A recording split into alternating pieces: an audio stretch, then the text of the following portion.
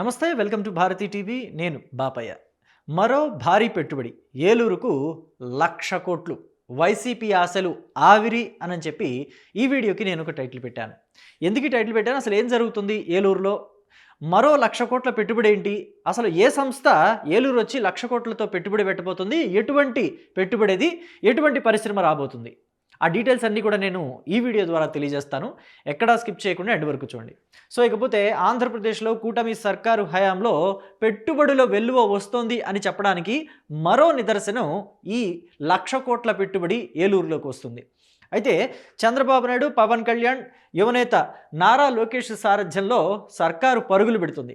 ఒకవైపు పెట్టుబడులు తీసుకొస్తున్నారు, ఇంకొక వైపు అభివృద్ధి కార్యక్రమాలు, అంటే అమరావతిని డెవలప్ చేయడం కావచ్చు, అమరావతిలో నిర్మాణాలు కొనసాగించడం కావచ్చు, లేదా పోలవరం నిర్మాణం పరుగులు పెట్టించడం కావచ్చు.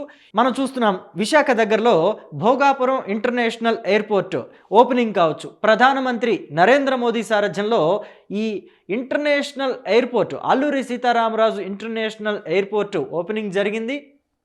ఆయన చేతుల మీదుగానే ఓపెన్ చేశారు ఎయిర్పోర్ట్ని. అలాగే అతిరథ మహారథులంతా కూడా హాజరయ్యారు. వైభోగంగా ఉంది ఆంధ్రప్రదేశ్ అని చెప్పడంలో ఎటువంటి సందేహం లేదు. అయితే వైసీపీ ఆశలు ఆవిరి అని ఎందుకు టైటిల్ పెట్టాననేది కూడా మీకు ఇక్కడ తెలియజేస్తాను.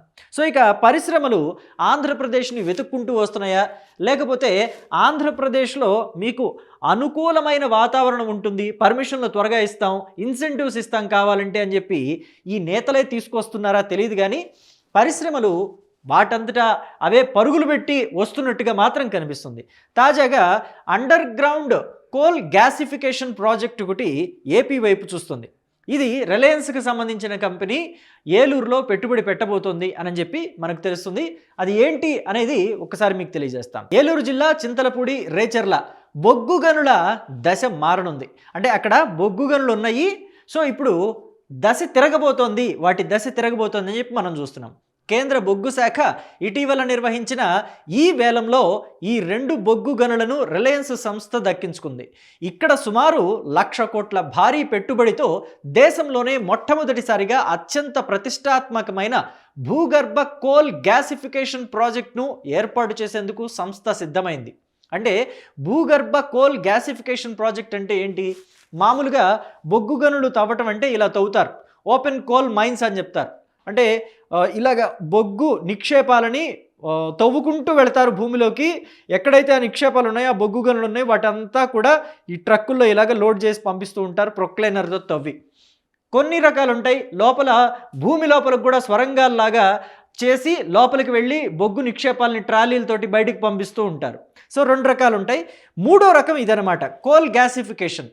సో ఇది ఏంటి అనేది మనం చూద్దాం. రిలయన్స్ ప్రతినిధులు 2 రోజుల క్రితం సీఎం చంద్రబాబుతో భేటీ అయ్యారు. ప్రాజెక్టు వివరాలు, కార్యాచరణ ప్రణాళికలను వివరించారు.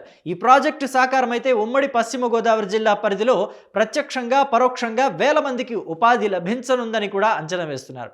దేశంలోనే తొలి ప్రాజెక్ట్ అంట ఇది. చింతలపూడి రేచర్ల బ్లాకుల్లో ఉపరితలం నుంచి కనీసం 600 మీటర్లు అంతకంటే దిగువకు వెళ్లే కొద్దీ అపారమైన బొగ్గు నిక్షేపాలు లభిస్తాయి. ఇంత లోతు నుంచి బొగ్గును వెలికి తీయటం భారీ వ్యయంతో కూడుకున్న పని. ఎందుకంటే మనం ఇలాగా ఓపెన్ కోల్ మైనింగ్ చేయాలి అంటే 600 మీటర్లు లోపలికి వెళ్ళి చేయాలి. సో అదంతా కూడా తవ్వుకుంటూ వెళ్ళటం అనేది ఒక పెద్ద ప్రాసెస్. పైగా మనం చూస్తే ఆ పశ్చిమ గోదావరి జిల్లా ప్రాంతాల్లో ఇదిగోండి ఇలాగా చక్కగా పచ్చని వాతావరణం ఉంటుంది. పంట పొలాలు, కొబ్బరి తోటలు, అలాగే రొయ్యల చెరువులు, చేపల చెరువులు ఇవన్నీ ఉంటాయి ఏలూరు జిల్లా, అలాగే పశ్చిమ గోదావరి జిల్లాల్లో. సో ఇప్పుడు అది ఉమ్మడి పశ్చిమ గోదావరి జిల్లా, ఇప్పుడు ఏలూరు జిల్లా కూడా విభజించబడింది కాబట్టి నేను అలా చెప్తున్నాను. సో మొత్తమే చూసుకుంటే ఇది ఖర్చుతో కూడుకున్న అంశం కూడా.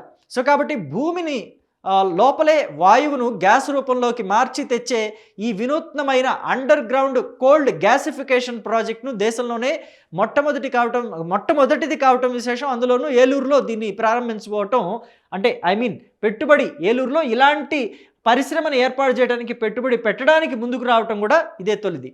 అయితే 2029 నాటికి ఈ ప్రాజెక్టును పూర్తి స్థాయిలో అందుబాటులోకి తీసుకురావాలని రిలయన్స్ లక్ష్యంగా పెట్టుకుంది.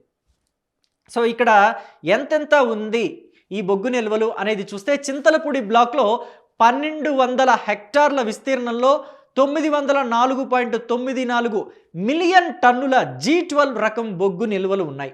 రేచర్లలో చూస్తే 2225 హెక్టార్లలో విస్తరించి 2225.67 మిలియన్ టన్నుల G13 రకం నిక్షేపాలు కలిగి ఉన్నాయి. మొత్తం నిల్వలు చూస్తే 2 గనుల్లో కలిపి సుమారుగా 3130.61 మిలియన్ టన్నుల బొగ్గు నిల్వలు ఉన్నట్టుగా అంచనా వేస్తున్నారు. ఇక బొగ్గు గ్యాసిఫికేషన్ అంటే ఏంటనేది మనం ఇంకొకసారి చూద్దాం. బొగ్గును నియంత్రిత పరిస్థితుల్లో మండించి అక్కడ ఉత్పత్తి అయ్యే సింథటిక్ సహజ వాయువుతో అమోనియం నైట్రేట్ అమోనియా వంటి మార్కెట్లో కొరత ఉన్న వాయువులను ఉత్పత్తి చేస్తారు. బొగ్గును సింథటిక్ గ్యాస్గా మార్చే ప్రక్రియనే కోల్ గ్యాసిఫికేషన్ అంటారు. సింథటిక్ గ్యాస్ను సిన్ గ్యాస్గాను కూడా పిలుస్తూ ఉంటారు. అయితే ఇక్కడ మనం ఒక విషయం చెప్పుకోవాలి.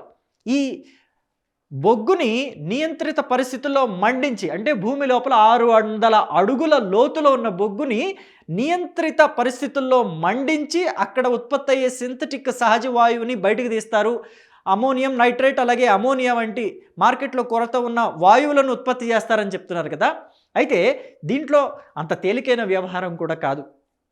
చాలా జాగ్రత్తగా దీన్ని చేయాల్సి ఉంటుంది. ఈ ప్రక్రియ అంతా చాలా కేర్ఫుల్గా చేయాలి. ఎందుకంటే రాళ్ళు లేకపోతే భూమి లోపల ఉండే పొరల్లో ఏదైనా బ్రేకేజ్ వచ్చి ఈ వాయువులు బయటకు లీక్ అయినాయి అనుకోండి, సహజంగా బయట మనకి కాలువల్లో కావచ్చు, చెరువుల్లో కావచ్చు, లేకపోతే లోపల నుంచి జలం ఉంటుంది. భూమి లోపల నుంచి కూడా నీళ్లు ఊరుతూ ఉంటాయి కదా, ఆ లోపల జల కూడా కాలుష్యం అయ్యే పరిస్థితులు ఉంటాయి.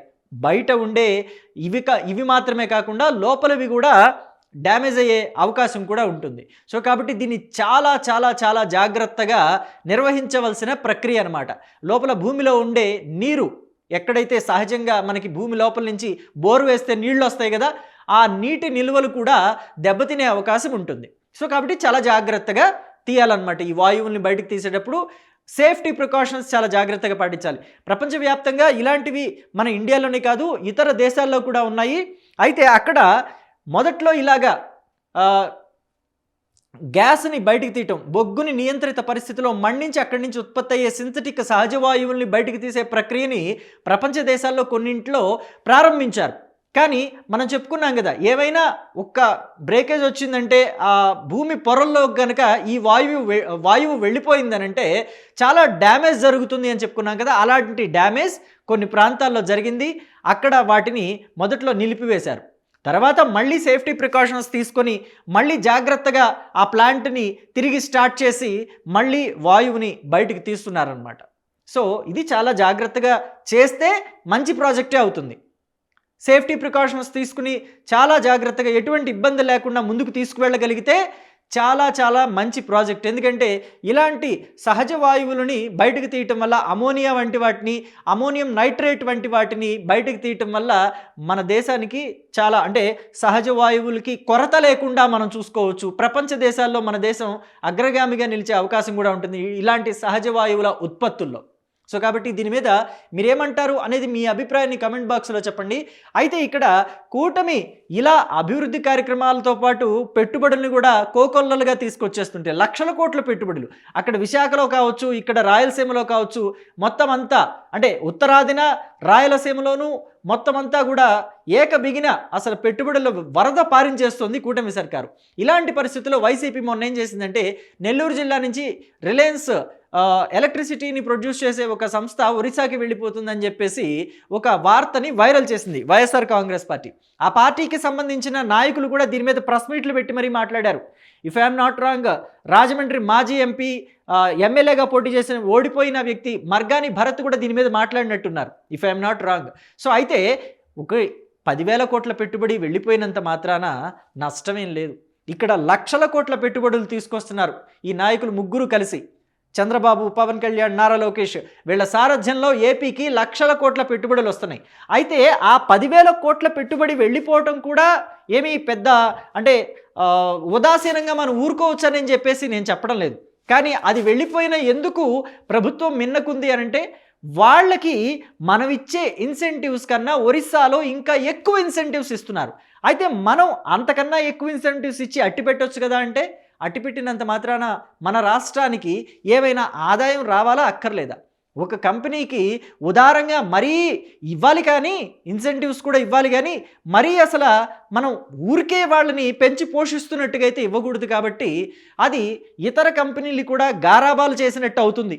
మరి వాళ్ళకిచ్చావు నాకెందుకు ఇవ్వని చెప్పి వేరే వాళ్ళు అడిగితే, సో కాబట్టి అలాంటి వాటి వల్ల ఉపయోగం ఉండదు అని మౌనంగా ఊరుకుంది కూటమి సర్కార్. అంతే తప్ప కూటమి సర్కార్ ఏదో వైసీపీ లాగా వేధిస్తే కంపెనీలు ఇక్కడి నుంచి వెళ్ళిపోలేదు. కియా సంస్థని కనుక ఇబ్బంది పెడితే, వేధిస్తే దాని అనుబంధ సంస్థలు చెన్నైకి, కర్ణాటకకి పారిపోయాయి చూసారా, అలా పారిపోలేదు.